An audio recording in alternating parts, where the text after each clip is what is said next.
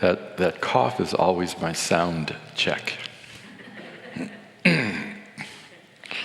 You might hear me do that on Zoom when I teach.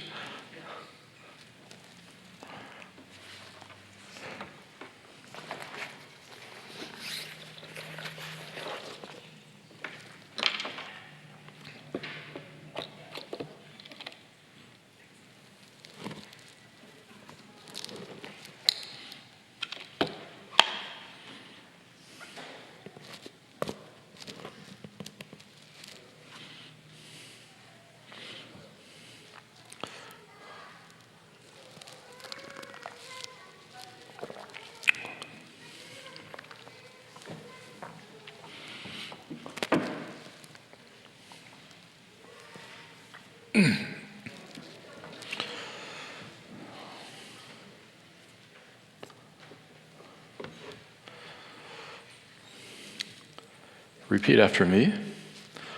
Om Sahana Vavatu. Om Sahana Vavatu. Sahanau Bhunaktu. Sahaviryam Karavavahai. Viryam Karavavahai. Tejasvinavadhitamastu. Tejasvinavadhitam. Ma vidvishavahai. Ma vidvishavahai. Om Shanti Shanti Shanti. Shanti Shanti Shanti. So we've covered the two introductory shlokas. And we address the question, why would one want to study such a text such as this? Reading Shankaracharya's introduction to the text and then also the Mundaka Upanishad. And in that context, I talked about Vairagya and Pujya Swamiji's example of what Vairagya is. And I thought someone asked about it, so I just thought I'd clarify it.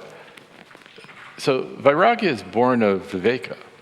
Purushartha Viveka, which means that Parikshalokan Karmachitan, once you have looked at what it is you're seeking, how well what you're attending to in life and striving towards, how well that really meets your criterion of success.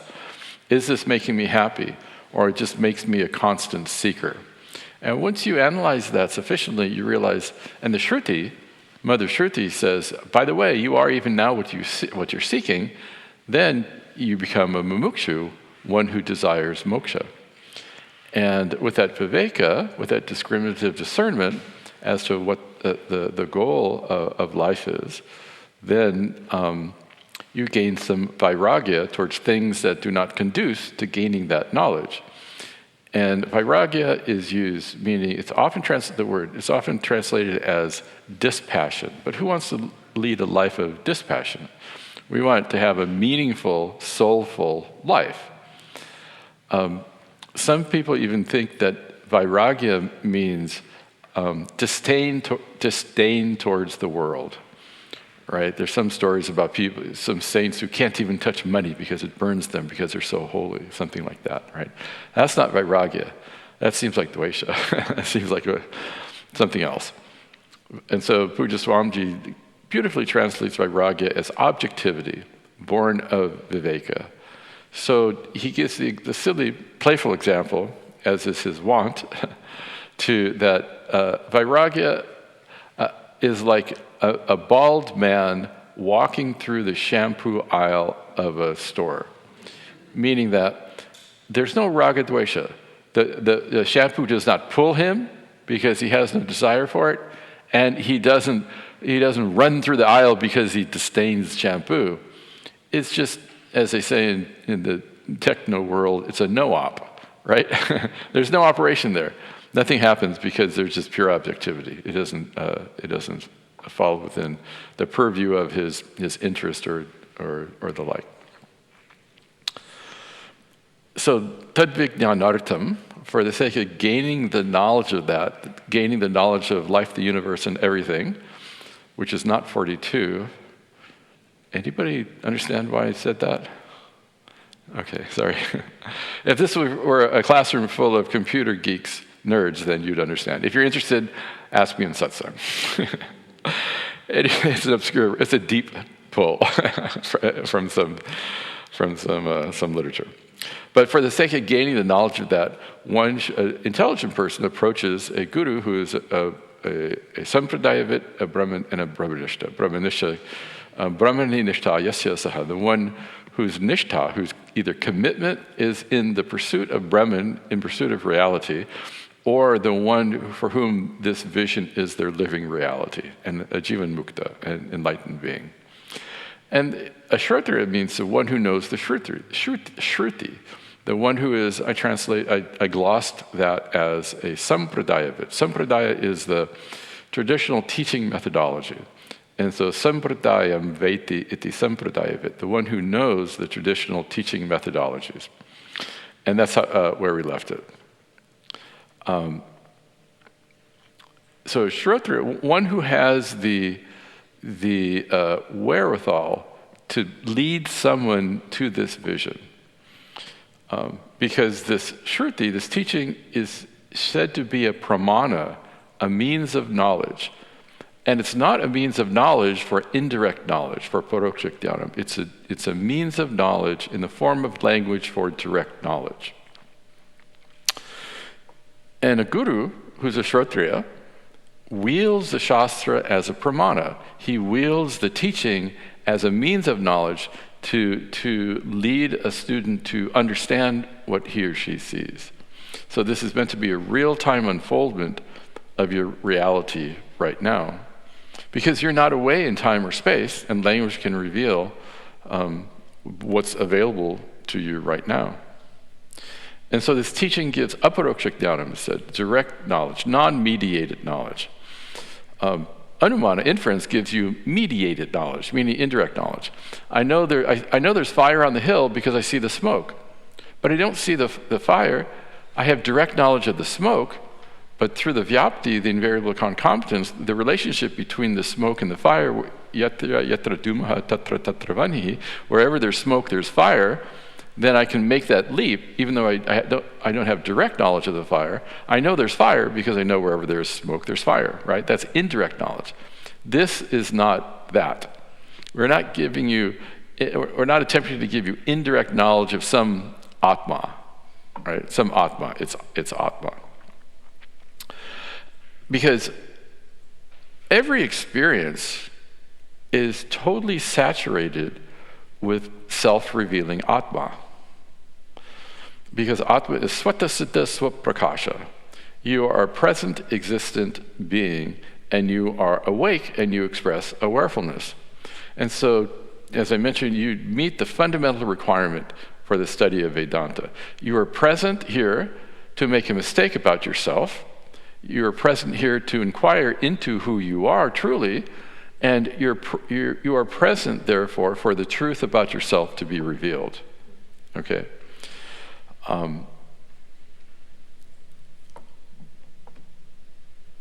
So what is needed is what's called shabda prama. Prama means jnanam or vidya. It means knowledge. Shabda means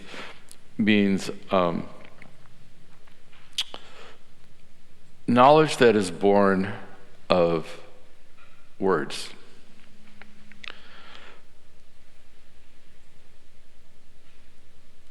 This is not theory. We're not making dosa here, as I said. Much spirituality is presented in terms of theory and practice, that this is just theoretical. You are not theoretical, but theory, you have a theory about, I am some limitless Atma, full of bliss, and I need to go do something to experience that bliss, right? So you get it's like a classroom and lab, right? You get some theory, which is indirect, and then you have to go do something to experience the theory you've just been exposed to.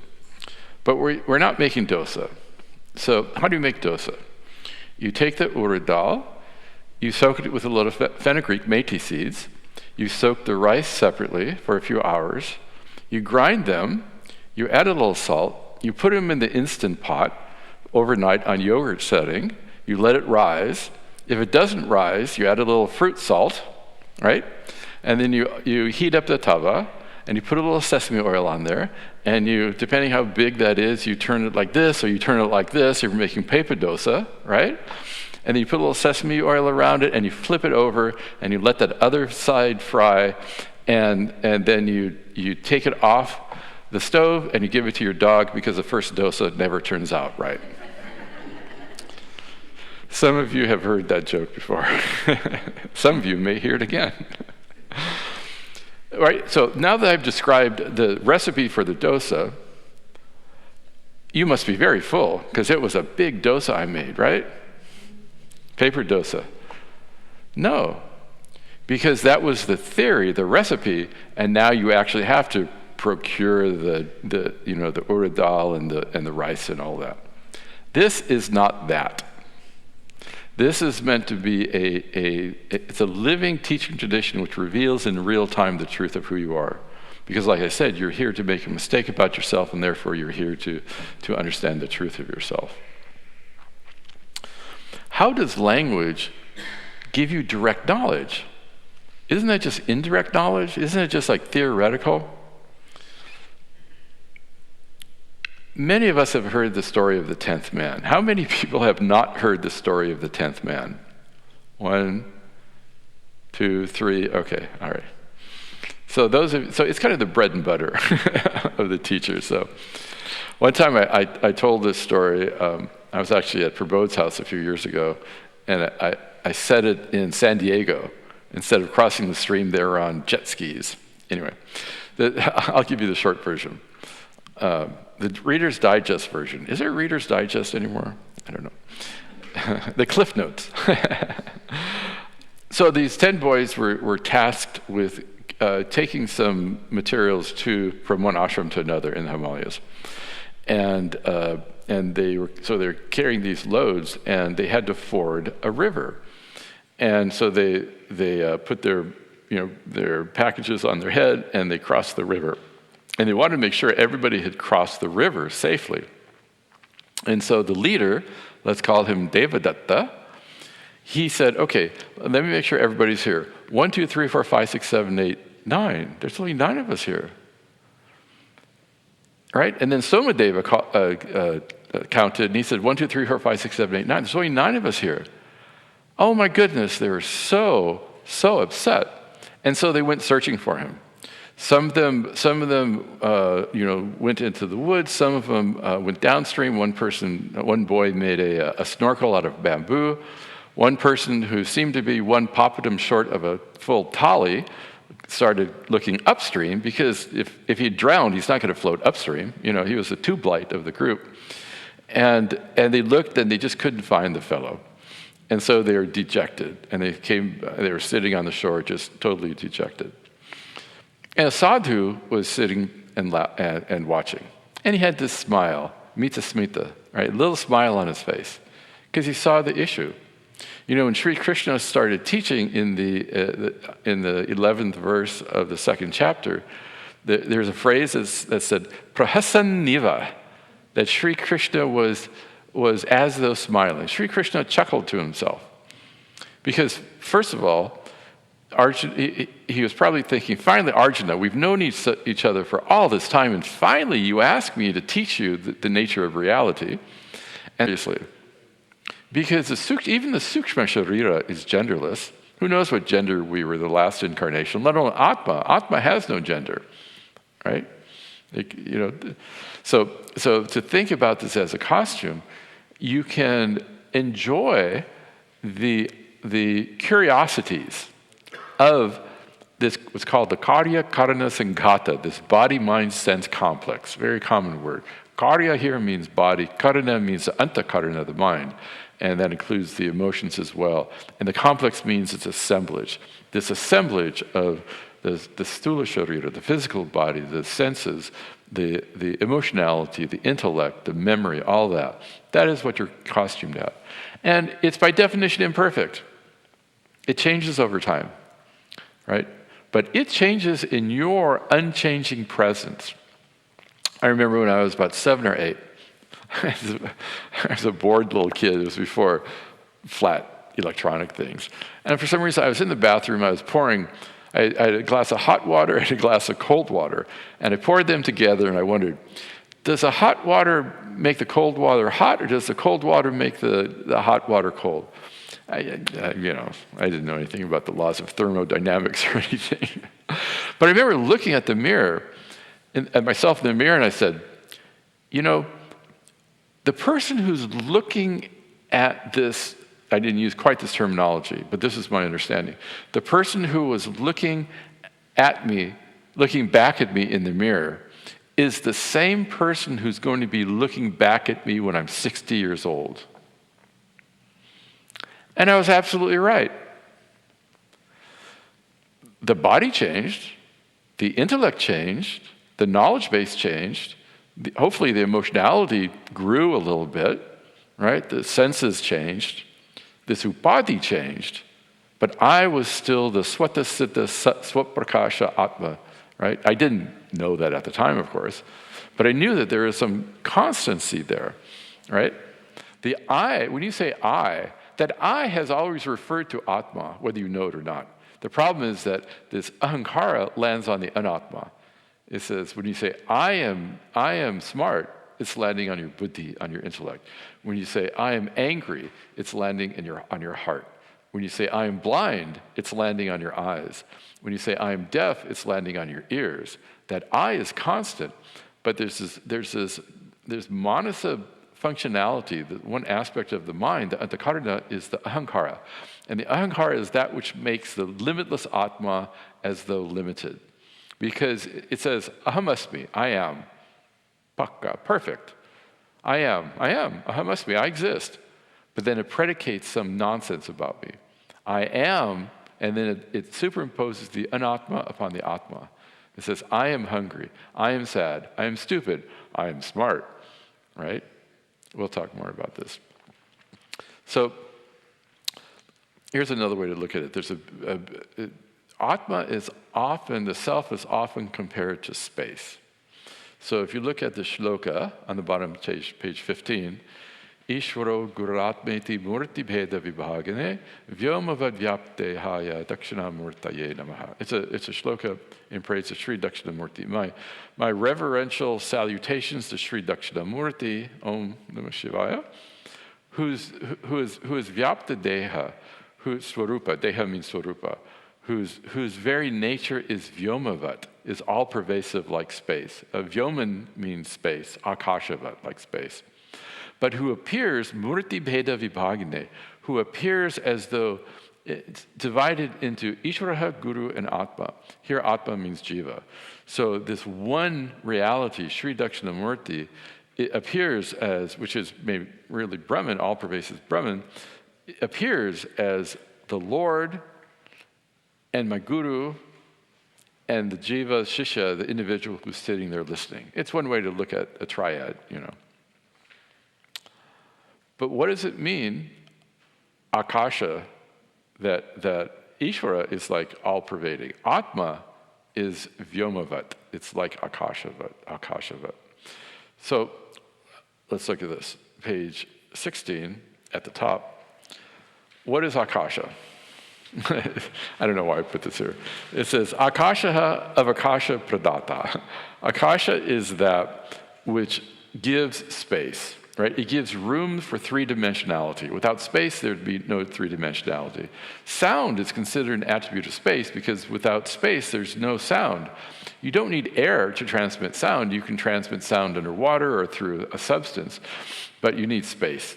If you didn't have any space, you'd have no sound. So let's look at space. Why is Atma compared to space? Well, let's look at the nature of space. It accommodates everything. Right? It doesn't care what it gives space to. It can give space to this notepad. It can give space to my hand. It accommodates everything that is every three-dimensional object that is in need of space. It rejects nothing. Okay? Secondly, it pervades everything. Right? Through and through this notepad, space pervades this notepad through and through. Space is not displaced by this notepad. It goes through and through. And yet, even though it accommodates this notepad, it is nitya asanga. It is ever untouched by that which it pervades or that which it accommodates, right? Space is not polluted by all the sewage coming down the pipes from a 50-story building. Space is not purified by the clean water going up the pipes up to the 50th floor. It is nitya asanga. It is ever untouched by that which it accommodates. And it is indivisible. So I can create a breeze by doing this, because you can say that the notepad and vayu, air, exist on the same order of reality. The notepad displaces air, and therefore if I move it, I can create a breeze.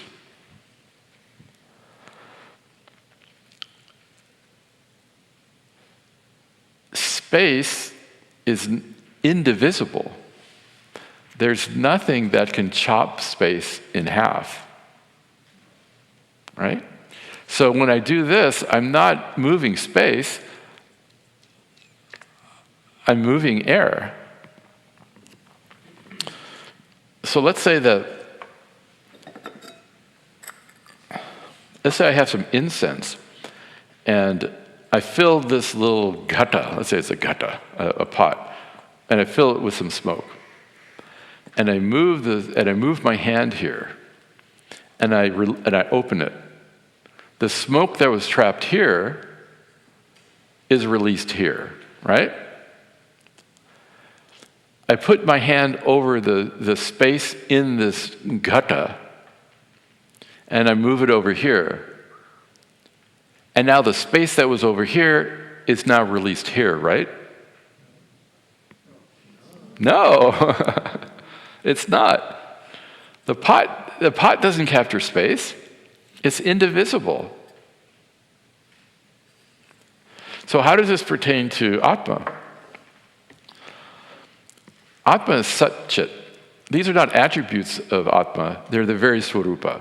The same vastu, the same reality is looked at from, you could say, ontologically and epistemologically, in terms of its reality. So the awareness is existence. We think of existence as an attribute. We'll talk about that.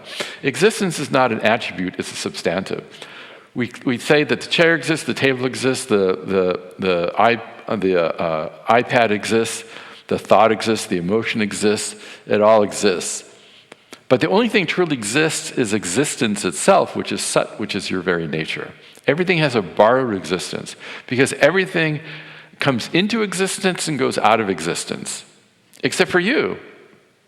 You're always here, right? Trikalipi tishtati. You're Satyam. You abide in the past, present, and future. Everything else is evanescent, let's say.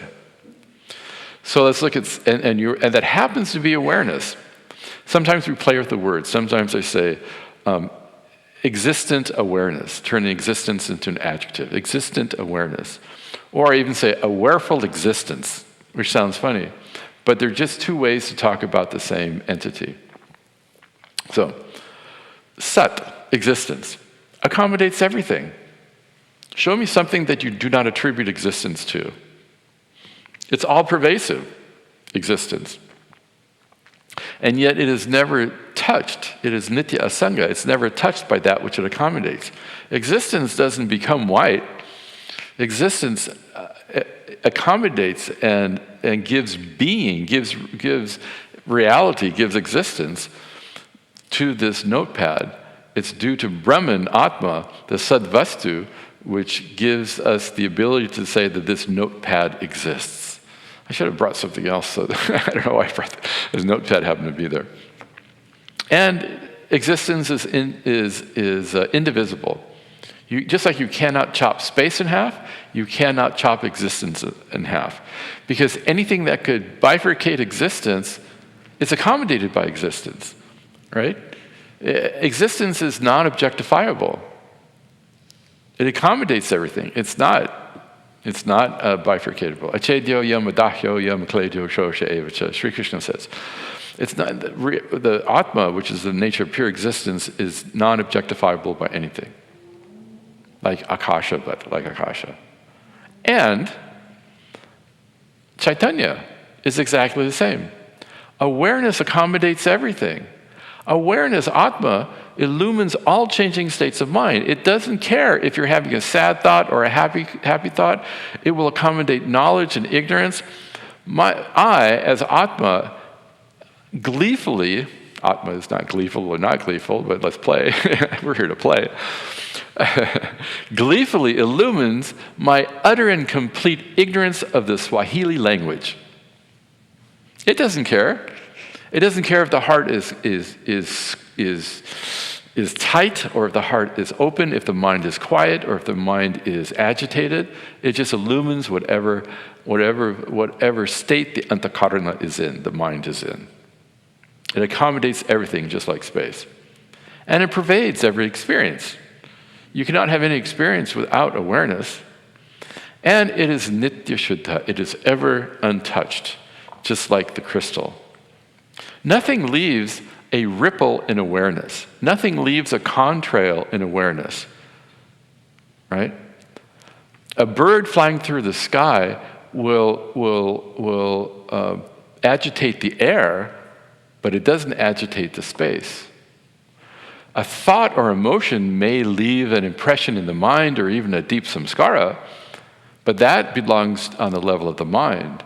Nothing leaves an impression on the mind, on Atma Chaitanya. Shankara has a very interesting definition of Purana in the Gita. He says it means ever fresh.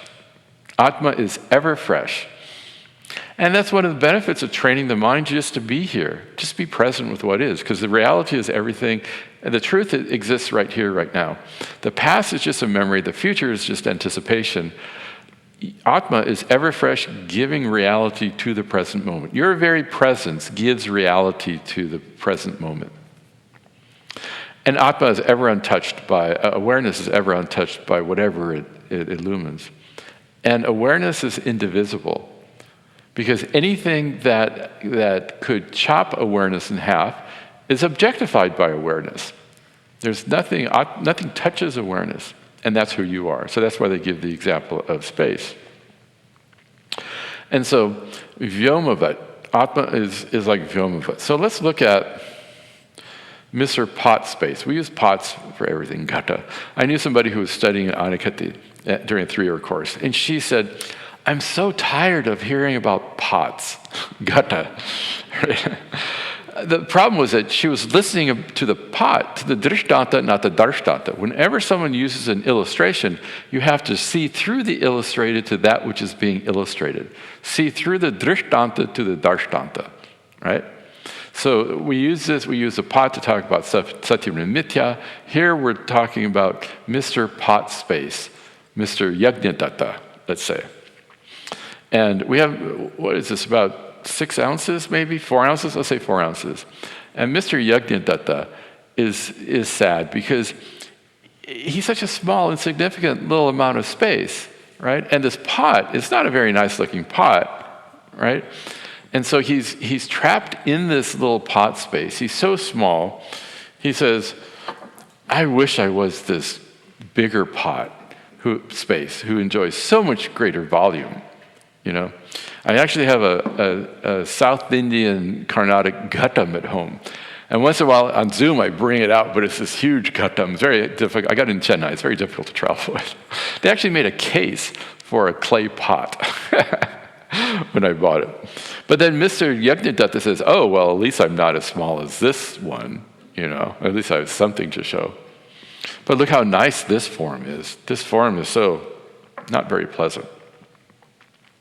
So we have ghatakasha. Gate, the space that exists within the pot. We're calling gata akasha, the space that exists within the pot. And the attributes of the pot belong to the space? No, it belongs to the upadhi. So this is another example of upadhi, an apparently limiting adjunct, right? this pot as though limits the scope of the space, right? So we have the Ghatakasha and Mahakasha. Mahakasha is the greater space, the bigger space that lives outside the pot. Okay. Do the attributes of the pot actually define the space that's in here? Does it actually carve out a bit of space, separating a chunk of space like an ice cream scoop? Right? No, because space is inherently limitless. And I think I say that here. Oh, I actually use on page 16, I say, Vyomavad, Ghatakashaha and Mahakashaha. Those are the two words I'm using. The space within the pot and the space outside the pot.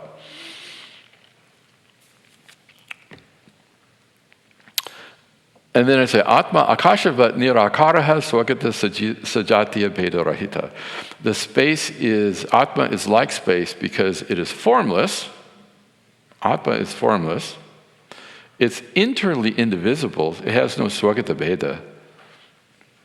You can't chop space in half. You know, we have the temple space and we have the classroom space due to the wall. But the temple space and the classroom space is only vis-a-vis the wall. It's only in relation to the wall that we have two spaces. From the perspective of space, space goes in and through the wall. There's only one ekam eva advitiyam, one non-dual space that appears to be divided into the classroom space and the temple space. So too, existence and awareness are indivisible. And there is no second space. There is no sajatiya. There is no second space because there's no second thing. There's nothing can divide the space. So tell me, how can we help Mr. Ghatakasha? How does Mr. Ghatakasha, Mr. Yajnadatta, who's trapped within this tiny little pot, how do we liberate him? How does he gain moksha? Remember, be the space. Identify with the space here, right? So the space is you, all right? Let's ask some questions. Must the Ghatakasha merge with the Mahakasha?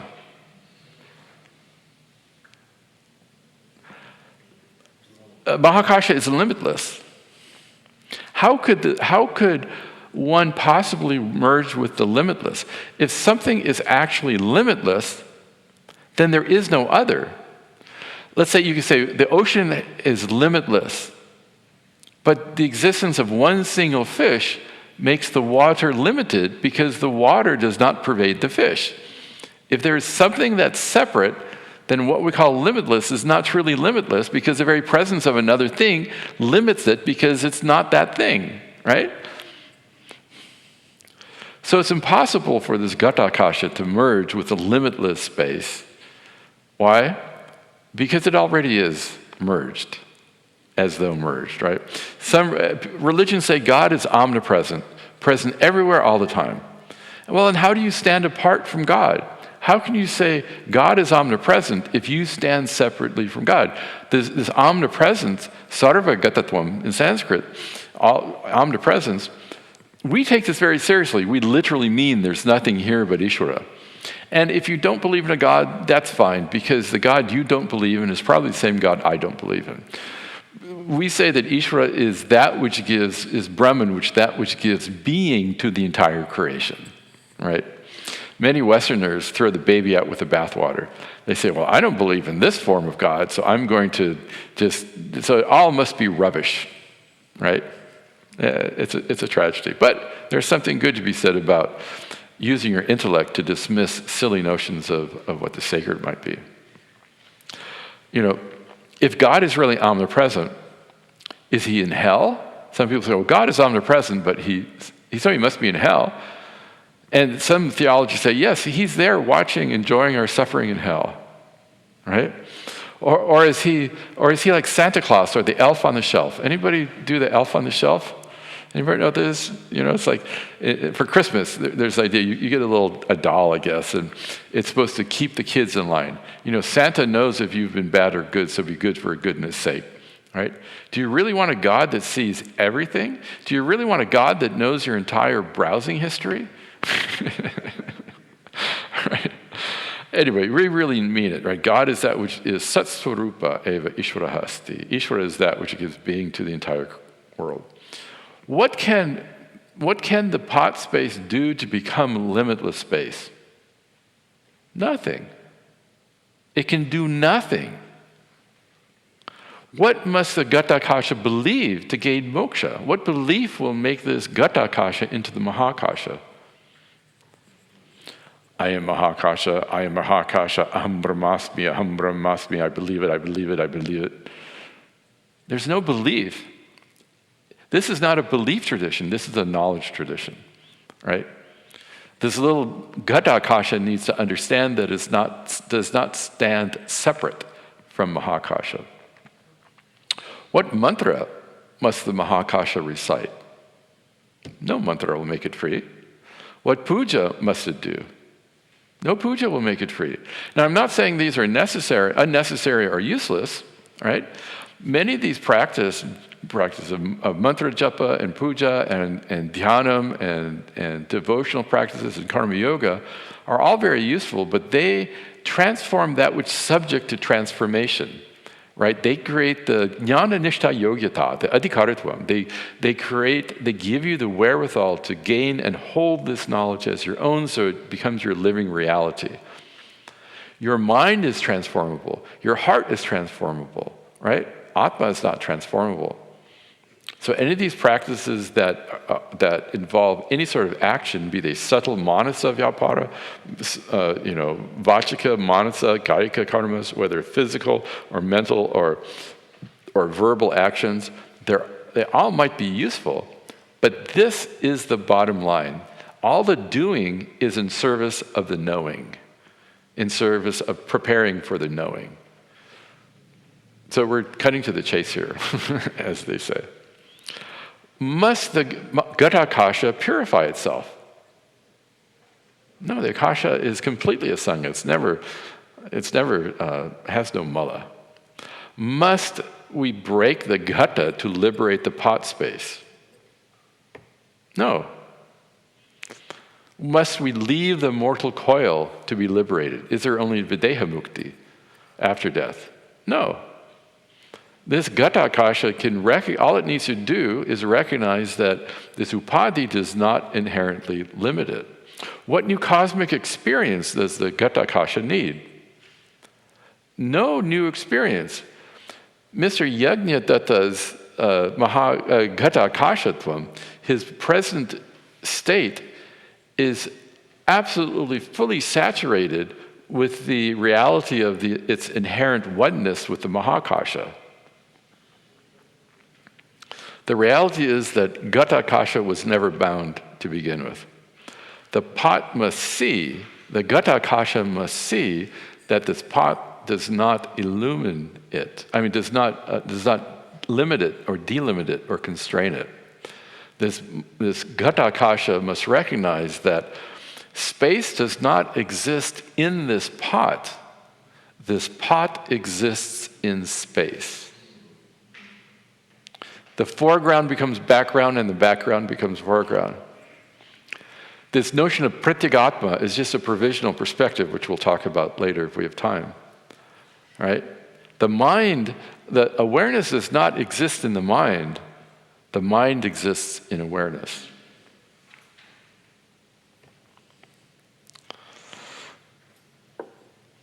So the problem we have is one of self-ignorance, and it is atmani anatma adhyasaha, the superimposition of the non-self, taking myself to be the body-mind-sense complex, just like Mr. Yajnadatta. So now we can call him Sri Sri Sri Yajnadatta, now that he's enlightened. My problem is I take myself to be this upadhi, this body-mind-sense complex, right? And the vision of the Upanishads will never be clear if one mistakes oneself to be this karya karana sanghata, this body-mind-sense complex. because were never encased in this upadhi, unlike the Tutsi Pop, some of you might know. I just gave a retreat in Boston, and I brought Tootsie Pop. Anyone know what Tootsie Pop is? It's like a lollipop with a chewy center. And many of us think that, there's 5 koshas that encase us like nesting Russian dolls, right? We're not encased. And so there is our cartoonish commercial that says, how many licks does it take to get to the center of a Tootsie Pop? Right? That is, how much work does it take to get to the pratyagatma? Work involves effort, invites karma, and the atma is not available to be revealed by action. It's only revealed by pramana, a means of knowledge, because you are here to be discovered right now. So pratyagatma is just a provisional perspective. So the problem is one of, on page 16, of adhyasa. So this is the other very important point that we need to understand. Shankaracharya, in his magnum opus, his greatest writing, is this short introduction to the Brahma Sutra. He wrote this commentary. It's called Adhyasa Bhasha, the commentary on adhyasa, the superimposition. So the problem is that if you see it says on that page, it says adhyasa lakshanam. Anybody notice the typo I made in that? Atasmin tad buddhihi rajjao asarpe sarpa buddhihi. It should be rajjao, not rajao. It should be 2 jakaras there, 2 J's. I missed it. The person who proofread it missed it. And you probably would have missed it too if I hadn't pointed it out. So this is the definition of adhyasa, superimposition. So the definition is atasmin tad buddhihi.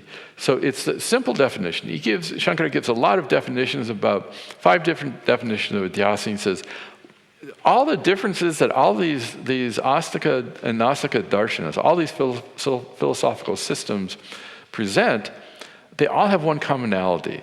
It's having a notion of something where it does not belong. Atasmin tad buddhi, having a notion of tat, of something, in atasmin, in something that is not where it doesn't belong. For example, rajao sarpa buddhihi, having the buddhi, having the notion of a serpent, a snake, on something that's not a snake, like a rope. So the example here is, I'm walking down a path at twilight, and I see something out of the corner of my eye. And I look and I see a snake. And I run because I'm afraid. And I go to my friend and I say, I saw this huge snake. And he said, let's go investigate. His friend was fearless, Abhayam. And he takes a flashlight and he goes there and he shines it on the snake, and they find that it's really simply a rope. Right? So I'm sure I have this somewhere in these notes, but the 2 powers of avidya, of ignorance, are avarana shakti and vikshepa shakti. The avarana shakti is the power to cover something. I'll point it out in the handout once we get to it. And based on that covering of what's there, something can be superimposed. So because of the ignorance of the true nature of the rope, I was able to superimpose a snake on it, right? If I had been walking past that rope and I hadn't noticed it out of the corner of my eye, as I tell everybody, whenever I give this example, the rope is always on the right side. I don't know what that means. I can't just do it there. If I hadn't noticed the rope, I'd have no problem. And that's our predicament. I know I'm here. I know I exist. I know I'm awareful. We have samanya jnanam of the self. We have a general knowledge that I'm here. But we have no vishesha jnanam. We have no specific knowledge of the truth of myself. So just like the rope, we see ourselves out of the corner of our eyes, so to speak. I know I'm here, but I have no knowledge. And so ignorance covers the truth of myself, and that provides the blank canvas upon which I can superimpose my upadhi, right? The body, mind, sense complex. And the problem is even worse than that. Because we have mutual superimposition. It's called taptaloha pindavat. So an example of this is a red-hot iron ball. Because of course we all have, red-hot iron balls in our backyard that we can relate to.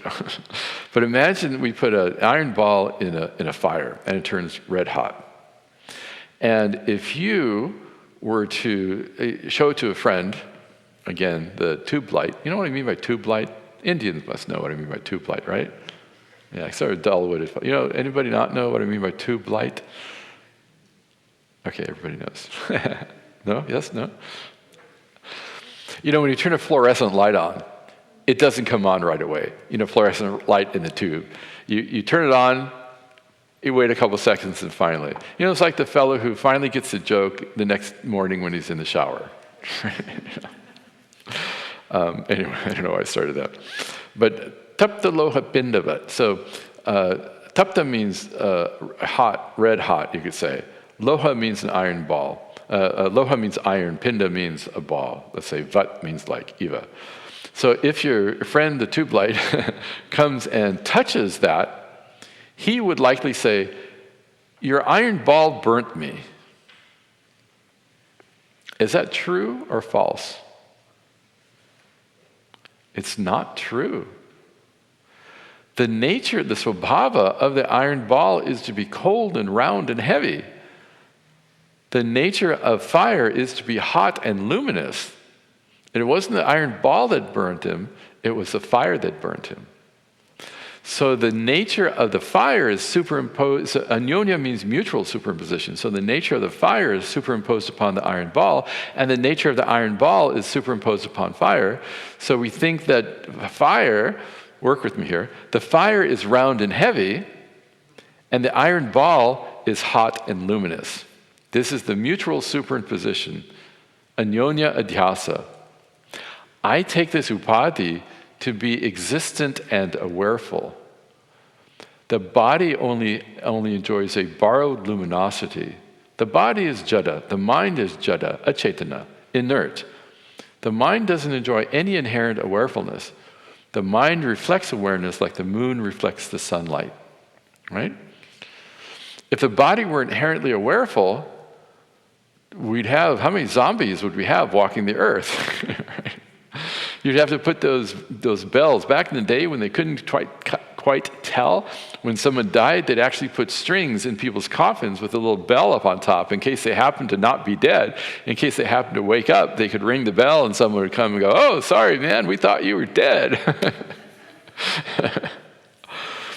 But just as the moon reflects the sun's awareness, the mind reflects the awareness of Atma. And then that awarefulness that the mind seems to enjoy is borrowed by the senses, and the sense of touch permeates the body, and therefore the body seems to be awareful.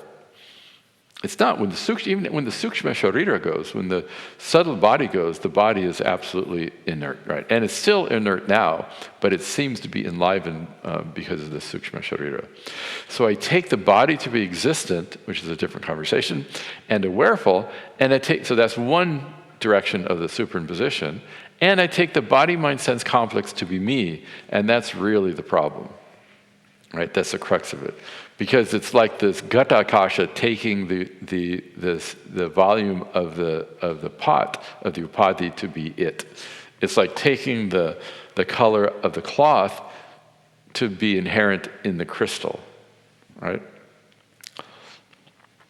And so I quoted here something from the Adhyasa Bhasha. I worked with the language a little bit because it doesn't translate well unless you know the whole context. But he says, Yushmat asmat pratyaya gocharayoho vishaya vishayanoho tamat prakashavat viruddha swabhavayoho. So I extracted the essence of that. If you see on 16, it says, Yushmat pratyaya gochara means the referent of the you thought. So he uses the word you and I. The referent, right? What does the word you refer to? And usually when we talk about it, we substitute the idam, the phrase, I say, i.e. idam pratyaya vishaya, right? The object of the this thought, and the asmat pratyaya gochara, or the aham pratyaya vishaya, the object of the I thought. the very first talk I heard of Puja Swamiji's, I remember so clearly, him standing up there, and he said, there are only, but last thing he says in the Adhyasa Bhasha, he says, Tamaf prakashavat viruddha svabhavaha. The object of the youth, of the this thought, and the object of the I thought are as different as light and darkness. The first talk I heard of Puja Swamiji when I was, getting, as Prabodh said, I got a degree in world religions and Sanskrit, and I saw this flyer of the Swami I'd never seen, and I never heard of, but the time of his talk corresponded to the time of my Sanskrit class. And so I ditched my Sanskrit class, ditch. I didn't go to my Sanskrit class to go see the Swami. Hey, Bhagavan, what grace. And the very first thing he said was, there are only two things in this world, me and everything else. That's straight from the Adhyasa Bhasha. There's only two things, me and everything else, you and everything else. And then he said we have a very epidermis-based self-notion that I seem to end and begin where the skin is. If I touch right next to the skin, you're not touching me. When I touch the skin, you're touching me. And this is the common understanding, which is the starting point of vichara, of our inquiry.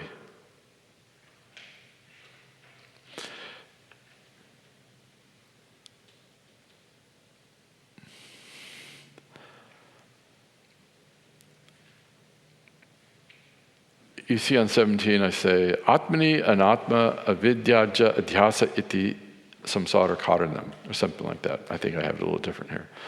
He says, I'm saying, I just made this up. The cause of samsara is ignorance-born superimposition of the not-self upon the self. That's our problem. And then right underneath that, that's a quote from the Adhyasa Bhasha, which says, Tametam avidya Akyam atma anatmanoho iteretra adhyasam puraskritya sarve pramana prameya vyavaharaha laukika vaidikaha cha prapritaha. It's just for my own enjoyment here. Basically, he said, keeping this front and center, keeping this, operating on the erroneous presence of this mutual superimposition of the non-self upon the self, all secular and sacred activities progress. Here he's talking about pramana, a knower and known, right? But all activities progress, are based on this presupposition of this anyonya adhyasa. Here he calls this iteretra adhyasa. It's the same thing.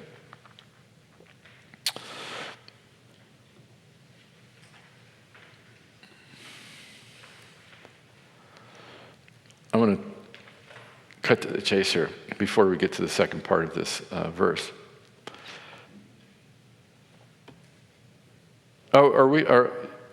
He mentions, well, let's just take it this way.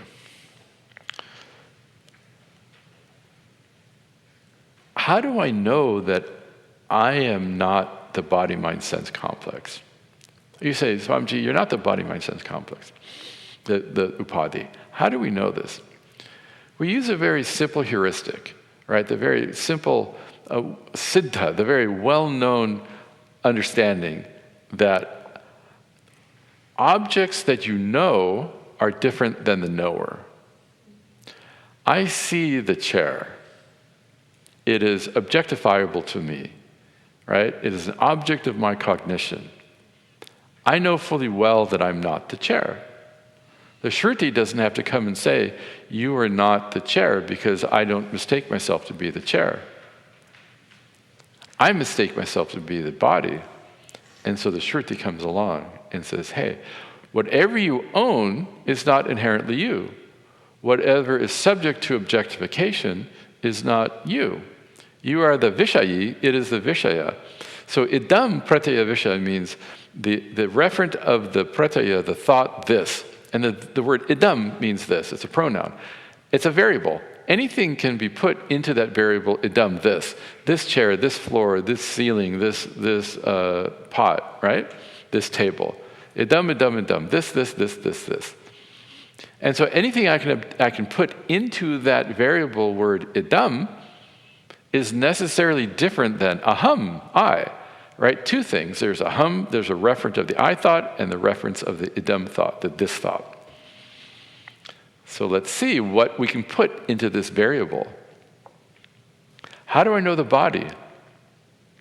The body is an object of my cognition. I know the body. If I didn't know the body, how could I say that I'm fat or skinny? How could I say that I'm tall or short? Or I'm light or I'm dark? Those are deha dharmas, stula sharira dharmas. Those are attributes of the physical body. How do I know? Because I know. I am the drik to the drisha. We often use these terms, drik or sakshi to the drisha or saksha. I am the knower to the known. Drik drisha viveka is a text, a beautiful text, but it's also a prakriya, a teaching methodology. So this is not something abstract. This is not theoretical. See this right now. The body is an object of direct perception through pratyaksha pramana, through the senses. I know the body because I can hear it, I can see it, right? I can feel it, right? I can taste it if I wanted to, and sometimes I even smell it. Imagine having no senses. How would you even know the body? The body is just the particular piece of the entire stula srishti. This body is just a subset of the entire physical creation that you happen to identify with. It's your vahana, like I said in meditation. It's your student housing. But it's an object just as much as this table is. I have a special relationship because I can manipulate this body just by wire. Do you know anything about wire? Like in an electric car, or even like a Prius, which is a hybrid. When you push on the gas pedal, you're not. Back in the day, the gas pedal used to be connected to a cable, which was connected to the carburetor, which then allowed gas to flow into the system, right into the cylinders. It doesn't happen that way anymore. When you press down, it's an electronic signal that tells, and that's why you can just, do you want to go in gas-saving mode? You can do that because it adjusts the sensitivity of the electronics behind that. So you're not, same with airplanes. They fly by wire, electronically, right? When they move the stick to fly the airplane, they're not physically moving the rudder or the ailerons or whatever. They're just telling the computer to do it electronically. That's how I control this body. The mind tells the hand to move, and it moves. Swamis, we have these extraordinary siddhis. You want to see one of my siddhis? One of my special powers? I can move objects with my mind. You want to see it? Okay, watch carefully. Nothing up my sleeve. Rise! Oh, look, I'm moving this with just my mind. Oh. This body is just another object in the world that I have this connection. This body provides my I/O, right? My input and output mechanisms. It houses my senses, and it gives me the ability to walk and to talk and to manipulate the other physical objects with my hands. But only a fool would take oneself to be the body. See this right now. It should become clear. Hastamalakiyam, like the sour fruit on the palm of the hand, right? This is not mystical. This is the object of cognition. Whose body is it? It's my body. I have a wheelbarrow at home.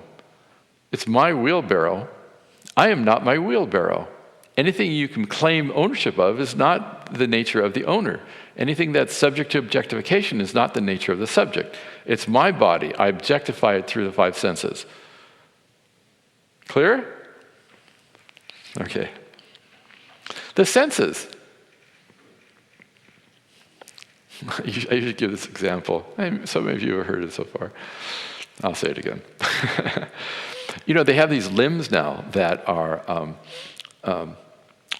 so technological that they can be connected to the nerve ending to someone who's lost their arm, and the person with just their mind can make it move, and it senses, right? So when it reaches for a styrofoam cup or a paper cup, it doesn't crush it. So it has the jnanendriyas and the karmendriyas. It has the ability to sense as it has the ability to act. Right? It's no different than this hand. It's just that person can unscrew his arm and put it on the bedside table at night. I can't do that. Right? It has the exact same functionality. Is that arm him? No. Right? And so even our karmendriyas and jnanendriyas, even our ability to act and sense, how do I know? Now, technology's changing a little bit. I was so surprised at the primitive nature of when you go for an audiology test. Actually, instead of just, you can take an audiology test on the iPhone and it'll automatically adjust the frequency of what it gives you through your AirPods to account for your hearing loss. It's just incredible. When I went for an audiology test, they just wrote it on a piece of paper and handed it to me. What good is that? But I'm the one who has to tell them when I hear a sound or when I don't hear a sound, left or right, left or right. When I go to the optometrist, A or B, A or B, A or B. I'm the one who knows, objectifies the functionality of the eyes and the functionality of the ears, right? The functionality of the ears and eyes, etc., are known to me. They're objectifiable. Why do I claim I'm blind if the eyes don't work? Why do I claim I'm deaf if the ears don't hear? That's an aupadika dharma. That's an attribute of the sukshma sharira, really, right? Why do I think I don't know if there's a bit, I'm non-ambulatory. Back in the day they say lame, but now that sounds lame. So I'm non-ambulatory if I can't walk, right? Walking is a function of the legs and the karmendriyas, right? So all this functionality is known to whom? It's known to me. I'm the subject, it is the object. Whose hearing is there, present or absent? It's my hearing. Whose ability to see is it? It's my ability to see. What I own is not me, what I objectify is not me. I'm going closer to the pratyagatma. You see the analytic technique going on here? You see the vichara? I have a thought. Whose thought is it? It's my thought. How do I know the thought? I have an emotion. Whose emotion is it?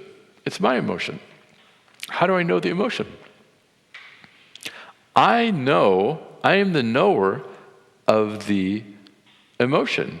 I am the knower of the thought. I am the knower of my memory or the challenges of memory, right? I know the passing thought. Oh, now there's a sukha vritti, now there's a dukkha vritti, now there's a happy thought, now there's a sad thought, right? Now the mind is awake, now the mind is dull, right? Who knows the passing thoughts? I am the ever-present self-shining awareness which illumines all passing psycho-emotional phenomena, right? I am not that which I objectify. I can tell you what I'm thinking, right? How? Because I know it. But our identity is so tightly entwined with our mind, our antakarana, our mind, right? Our emotionality, our intellect, our memory, etc., that we can't make that division. That's part of what the nididhyasana or meditation can help with that. But you can see this right now. You can see, when you simplify your experience in a meditative state of mind, as we'll be doing further in meditation, we can understand our relationship with a single thought, with a mantra. And that relationship with that single thought is the same relationship we have with every thought. And all experience, all perception comes to us in the form of a thought. Right? The information comes in through the eyes. It creates what's called a chitta vritti, a thought form, on the screen of the mind. And awareness illumines that thought form. And it's constantly changing. Luckily, the mind is like quicksilver. It's like mercury. It changes very quickly. much more than 24 frames per second that a normal movie theater, remember movie theaters, would project at, right? Because otherwise our minds would be stuck in the same channel, right? Everything would freeze. But it changes all the time. But I'm still the unchanging awareness that illumines that, and the changing state of mind. And this is why one reason I'd like to use the word awareness rather than consciousness, because I can bastardize the English language like this. So I am the sakshi, the word Sanskrit word that's used is I am the sakshi to the saksha. I am the witness of the mind. I as just awareness illumine the mind, like the sun illumines the moon. You know, if Ravi, the moon, Surya, was ignorant, it would illumine the moon and say, oh, I'm so dusty. I'm so filled with craters. I'm so small. That sounds absurd, right? If we anthropomorphize, the sun. That's just as silly as me saying, oh, I'm so sad, or I'm so stupid, or I'm so smart. I illumine the mind just like the sun illumines the moon. The moon enjoys a borrowed awarefulness from the sun. The mind enjoys a borrowed awarefulness from Atma Chaitanya. The sun doesn't need to be enlightened because it never mistakes itself to inherently enjoy the attributes of the moon, but I seem to inherently enjoy or suffer the attributes of the mind and the heart. Right? So, I am the sakshi, I am the awarer of the awared. That sounds silly, but go with me here. Enjoy the ride. I am the awarer of the awared, of that which I'm aware of. I am the drik to the drisha. I am the sakshi to the saksha. Right? I am the knower of the known. The reality of Atma is not actually the awarer. It's awareness. Because the implies trich. Sanskrit pratyaya affix for doer. Atma is not a doer. Atma does nothing. It simply is and shines. But we work with this perceived duality to get us close to understanding that I am just a Sangha Chaitanya in the form of a Sakshi. And then we go one step further and say I'm not even a knower. But you can't jump off prematurely. You really have to internalize this Sakshitvam. Resting in Sakshitvam is resting in the understanding that I am free of all the entire upadhi, the whole body-mind-sense complex I'm inherently free of, and I illumine as object of my awareness. Right? The sun is not inherently an illuminator, even though it illumines the sun, illumines the moon. The swarupa, the true nature of the sun, is simply pure luminosity. And the moon just happens to be in the way of that luminosity. The nature of the Atma, the self, is pure awareness, which in the context of the mind presents as the awarer.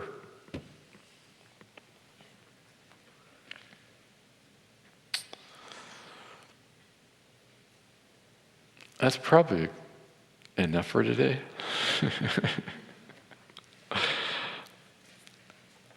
So we will have, as mentioned earlier, I'll be here for any questions you might have for the first half hour at 8 o'clock. And then Swami Advayatmananda will come and talk about the wonders of Dasara and Vijaya Dashami. All right, so repeat after me. Om Purnamadav. Om Purnamadav. It actually sounds funny for me to say Purnamadav because you'd never say that. If you actually broke it up, you'd have to say Purnamadaha. But because I'm teaching you how to pronounce it, I kind of cringe when I say Purnamadav because it's not really correct. But when you put the words, sounds together, then it's correct. So, all right, let's do it again. Remember, only two swaras, the udatta and anudatta. The middle pitch and the lower pitch. Om Purnamadav, Om Purnamadav, Purnamidam, Purnamidam, Purnat, Purnat, Purnam udachyate, Purnamudachyate, Purnasya, Purnasya, Purnamadaya, Purnamadaya, Purnamevavashishyate, Purnamevavashishyate. Om Shanti Shanti Shanti. Om Shanti Shanti Shanti. Remember, Shanti Shanti Shanti. Harihi Om, Harihi Om, Shri Gurubhyo Namaha, Shri Gurubhyo Namaha, Harihi Om. One more time together. Om Purnamadav Purnamidam Purnat Purnamudachyate Purnasya Purnamadaya Purnamevavashishyate. Om Shanti Shanti Shanti. Harihi Om, Shri Gurubhyo Namaha, Harihi Om. And then the Namaha, you go down a little bit just because it sounds really good. All right, Om Tat Sat. I hope 8 o'clock is not too late. Sometimes they have satsang at 7:30 in the winter. Are people too sleepy at 8 to 9? It may be kind of problematic to change it to 7:30. It might be more comfortable. Is there any strong feelings about changing it, or is 8 o'clock okay? Huh? People are saying it's okay? All right, all right. I know it's a long day, especially if you come for puja in the morning, but, try to take a nap in the afternoon or something. I'm glad I didn't see anybody dozing off today, so I'm proud of you all.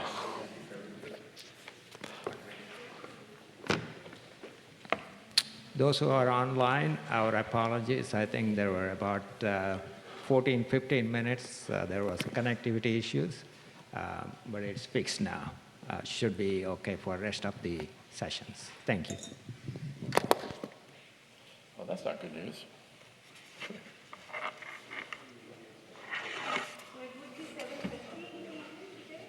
Huh? Would it be 7:30? No, 8 o'clock today. 8 o'clock. He was asking whether we wanted to just do it 7:30 to 8:30, we would take it. I just wanted it. Let's keep it at 8. It might be difficult to change it. I guess in the winter they have it at 7:30 because it gets dark earlier. Maybe